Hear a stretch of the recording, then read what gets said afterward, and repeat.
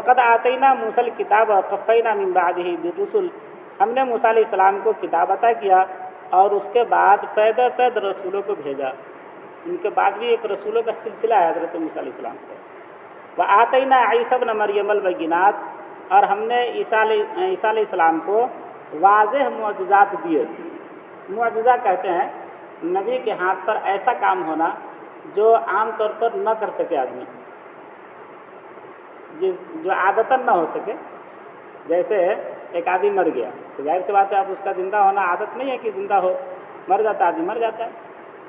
लेकिन हज़रत मूसा अलैहिस्सलाम, हज़रत ईसा अलैहिस्सलाम को ये मुअज़्ज़िज़ा दिया गया था कि वो किसी कब्र पर अगर कह देते कुम बिइज़्निल्लाह, अल्लाह के हुक्म से खड़े हो जाते, मुर्दा खड़ा हो जाता। इसको कहा जाता है मुअज़्ज़िज़ा। अब जैसे कंकरी कुछ बोलती नहीं है, लेकिन हुज़ूर सल्लल्लाहु अलैहि वसल्लम का मुअज़्ज़िज़ा है कि आपने हाथ में कंकरी लिया तो उससे कलमा पढ़ने की आवाज़ आई। इसको मुअज़्ज़िज़ा कहा जाता है।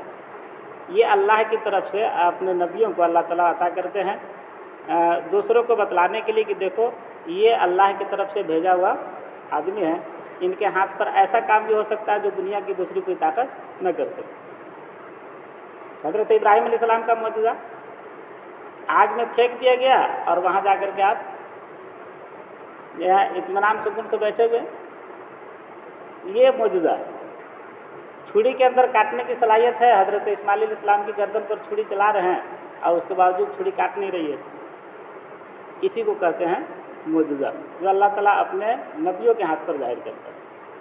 तो ये अता किया व अय्यदनाहु बिरूहिल कुदुस, और हमने उनकी मदद किया हज़रत जिब्राइल अलैहिस्सलाम के ज़रिए से। रूहुल कुदुस कई जगह कुरान में हज़रत जिब्राइल अलैहिस्सलाम के लिए इस्तेमाल हुआ है।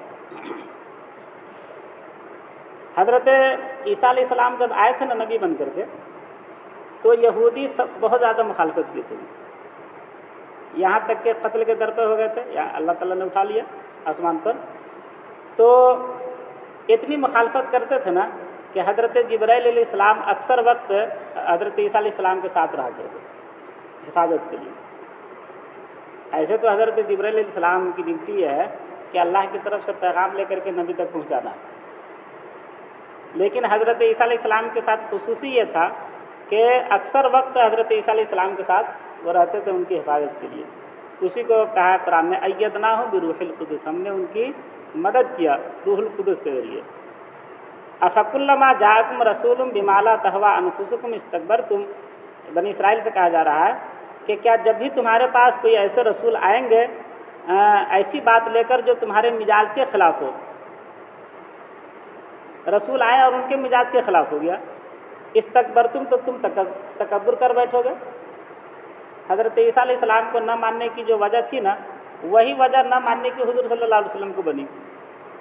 हमारे ख़ानदान से नहीं, मेरे मिजाज से नहीं मिलते, इसलिए हम नहीं मानेंगे। कुरान कहता है कि जो तुम्हारे मिजाज से न मिले सबका इनकार कर जाओगे। फ़रीक़न कज़्ज़बतुम व फ़रीक़न तक़्तुलून, अंबिया के एक गिरोह को तो तुमने झुठलाया और एक गिरोह को तुमने कत्ल किया। बनी इसराइल की तारीख़ में एक बहुत अफसोसनाक तारीख़ यह है कि एक अंबिया की लंबी फ़हरिस्त है जिनको इन लोगों ने कत्ल किया, और झुठलाने की तो है ही है। जो भी नबी आए और इनके मिजाज के ख़िलाफ़ थोड़ा सा हुक्म दिया, बस इनकार कर दिया, हम नहीं मानते, आप झूठे हैं। वक़ालू क़ुलूबुना गुल्फ़, और ये लोग कहते हैं कि हमारे दिल महफूज हैं। बल लअनहुमुल्लाहु बिकुफ़्रिहिम फ़क़लीलन मा युमिनून, बल्कि अल्लाह ने इनके ऊपर लानत फरमाया है इनके कुफ्र की वजह से, तो ये बहुत कम लोग ईमान लाएंगे, यहूदियों में से बहुत कम लोग ईमान लाएंगे। ये जो कहा ना क़ालू क़ुलूबुना गुल्फ़, ये यहूदी मुसलमानों से कहते थे कि देखो मेरा दिल जो है ना बिल्कुल महफूज है। महफूज कहने का मतलब ये होता था कि ये कहते थे कि तुम चाहे जितनी कोशिश कर लो कि हम इस्लाम की तरफ आ जाए, इस्लाम की बात हमको असर कर जाए, नहीं है।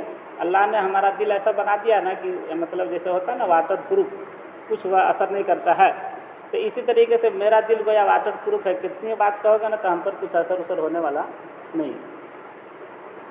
तो ये वो कहना चाहते थे कि तुम बेकार मेहनत हम पर करते हो कि हम मुसलमान हो जाएंगे। हमारे दिल को अल्लाह ताला महफूज कर दिया है, हम यहूदियत के अलावा दूसरा कोई अक़ीदा इख्तियार नहीं कर सकते।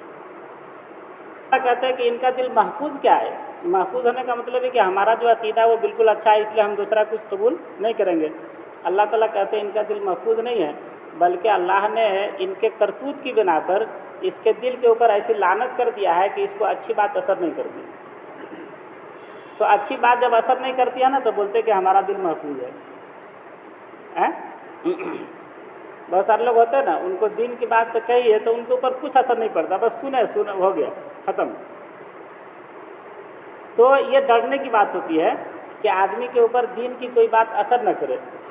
ایک ہے کہ اثر کرے اور کمی کوتاہی ہو جائے، عمل نہ ہو سکے، یہ ایک الگ بات ہے، لیکن اثر ہی نہ کرے تو یہ بہت ڈرنے کی بات ہوتی ہے کہ اللہ تعالیٰ نے گویا ایک طرح سے ہمارے دل کو سیل کر دیا ہے، اب اس کے اوپر کسی چیز کا اثر نہیں ہوتا ہے، اور یہی چیز جو ہے کفر کی طرف بڑھنے کا سبب بن جاتا ہے۔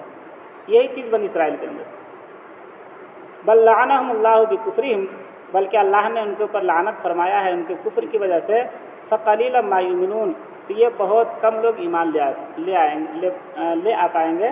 اس میں سے کچھ لوگ ایمان لے آئے تھے، حضرت عبداللہ بن سلام تھے، یہودی کے عالم تھے، لیکن جیسے حضور صلی اللہ علیہ وسلم پر نظر پڑی تو انہوں نے کہا کہ نہیں، یہ جھوٹے کا چہرہ نہیں ہو سکتا، اور انہوں نے اسلام قبول کر لیا۔